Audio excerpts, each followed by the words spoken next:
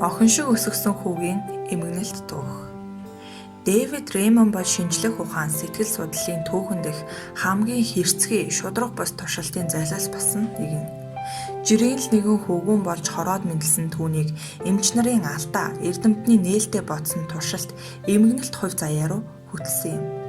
Эцсийн эцэс Дэвид Рэймон ихэр Брайаныхаа хамт 40 чөрөөгүй наснда хоёулаа нас барахад хүрсэн нэгэн гунигт түүхийг өгүүлье. Дэвид Рэймон буюу Брюс 1965 онд Канадын Виннипег мужийн Манитоба хотноо төржээ. Дэвид орчлонд ирэхдээ хоёулаа буюу ихэр Брайаныхаа хамт ирсэн юм. Тэд Жанет Грейс Рэймон болон Дональд Питер Рэймоны ихэр хөвгүүд болон эцэг эхтэй аз жаргал бэлгэлжээ. Ихэр хөвгүүдийг 5 сартай байхад эцэг эх нь эрүүл мэндэд нь анхаарал тавих зорилгоор эмнэлгийн шинжилгээнд оруултал фимоз буюу бэлэг эрхтний шамралт муу наалдангтай тогтогджээ. Ингээд хөвгүүдийг 8 сартай байхад нь бэлэг эрхтний наалдангийг салгуулах хагалгаанд оруулсан байна.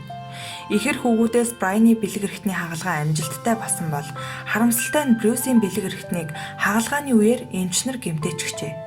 Энэ аимшигт явдлын дараагаар эцэг эх нь хүүдээ санаа зовниж Балтиморыг зорж хамгийн сайн гэгдэх Джон Хопкинсийн эмнэлэгт хандсан байна. Тус эмнэлгийн эмч эрдэмтэн Джон Маны нөхөн үржихий эрэгтэй эмэгтэй хүмүүсийн хүйсийн асуудлаар салбартаа анхдагч томоохон эрдэмтэн гэгддэг байсан тул түүнд хандсан хэрэг.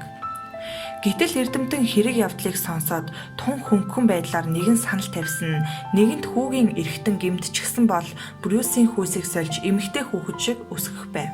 Нэр хүнд бүхий эрдэмтний санаачлах шахалтаар Брюсийн эцэг эх энэ саналыг хүлээн авч хүүгийнхээ хүйсийг солихоор шийдсэн байна. Ингээд Брюсийг 22 сартад 2 төмсгийг нь хагалгаагаар авч үүнээс хойш Бренда хэмээх нэртэй охин болгож өсгөхөөр болжээ. Эрдэмтэн Мани ихэр хөвгүүдийг нялх бага наснд эцэг эхтэн зөвлөгөө өгч хамтран ажилласан байна. Хөвгүүд ч бага насндаа элдвийн асуудалгүй жирийн өссөн ч Рэймоны гэр бүл үнэндээ эрүүл мэндийн салбарын нэгэн шин томоохон туршилтад яг тохирсон болж байгаагаа ойлгохчгүй л явж. Нэг нь хөвгүүн чигээрээ өсч буй хүүхэд, нөгөө нь охин шиг өсч буй хөвгүүн. Брюстер хийсэн туршилтын харьцуулалт нь түүний ихэр Брайан болж байсан хэрэг. Үүнийг ч эрдэмтэн Маны тун овжин харж улмаар олон жилийн турш судалгааг хийсээр байжээ. Брюс хөвгүүн Бренда болж хувирсан эрдэмтэн Маныгийн хувьд эр эм хүйс байглаас шууд хамааралгүй. Харин хүмүүжлэр эр эмийн ялгаа гарч ирдэг гэдгийг нотлох гол зорилготой туршилт нь байж.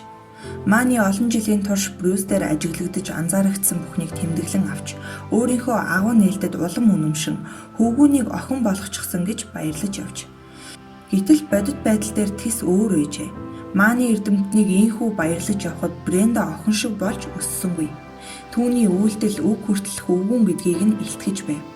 Мөн эмэгтэй хүн болгоход нь нөлөөлөх элдвийн гармоны юм уулгадаг тул хөвгүүн дотроо эр эм хоёр мэдрэмжийн дунд шаналж учраа олохгүй зовдөг байж. Эцэг ихэнч гэсэн хүүхдээсээ бүхнийг нууж явах гэж шаналдаг болжээ. Охин шиг өсгсөн хүүгээ харах тусмаа эцэг нь дотроо бухимдаж, арх дарс уух нь илбүшиж, улмаар амиа хорлох тухай бодол хийх нь их болсон гэв. Харин эрдэмтэн Маны туршилтаа улам лавшруулахын тулд Рэймоны гэр бүлийнхэнд Брендад эмэгтэй хүний эргэтэн суулгуулах санал тавьжээ. Брюст хөх ургуулах гармоны эм олон сарын турш өгчихсөн байсан гэдэг. Ингээд Брендаг дахиад мэс заслын ширээн дээр гаргах тухай яригдаж эхлэх үед Рэймоны гэр бүлд жинхэнэ тамхи шиг үйл явдлууд өрнөж эхэлжээ. 13 наснд хүрсэн Брюс Бренда эрдэмтэн Манитай дахиж уулзахгүй гэж хүслийнх нь гадуур дарамт шахалтаар ямар нэгэн зүйл хийлэгвэл амиа хорлно гэж сүрдүүлсэн байна. 1980 онд 15 настай Брендад эцэг эх нь бүх үннийг хэлэхээр шийджээ. Өөрийнхөө тухай үннийг дуулаад Брюс Бренда удаан хугацааны турш бодол хийлсэн гэдэг. Ингээд эцэстээ эр хүн чигээрээ үлдэхийг сонгосон ажээ. 15 нас гэдэг өсвөр наснд яваа хүүхдийн хувьд шилжилтийн амаргүй үе гэдгийг энэ насыг туулж өнгөрөөсөн бүхэн мэдэх хойно. Брюс Бренда маш хүнд нөхцөлд хэдэн сарыг өнгөрүүлж арай л амиа хорлцохолгүй өнгөрчээ. Брюс Бренда бүх үннийг мэдэж эрэгтэй хүн шиг амьдрахыг сонгосон тул Дэвид хэмээх шинэ нэр өөртөө авч шинээр амьдрахаар шийджээ.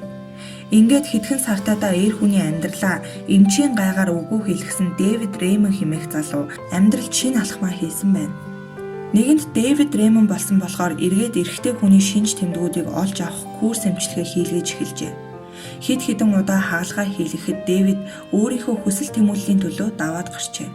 Ингээд 1990 оны 9-р сард Джейн Фонтейн хэмээх эмэгтэйтэй гэрлэж түүний 3 хүүхдийг өөрийн хэм шиг санаж өсгөлдөх болсон байна. Дэвид Рэймон гэр бүлтэй болсноос хойш хэдэн жил амар чимэр амьдарсан гэдэг.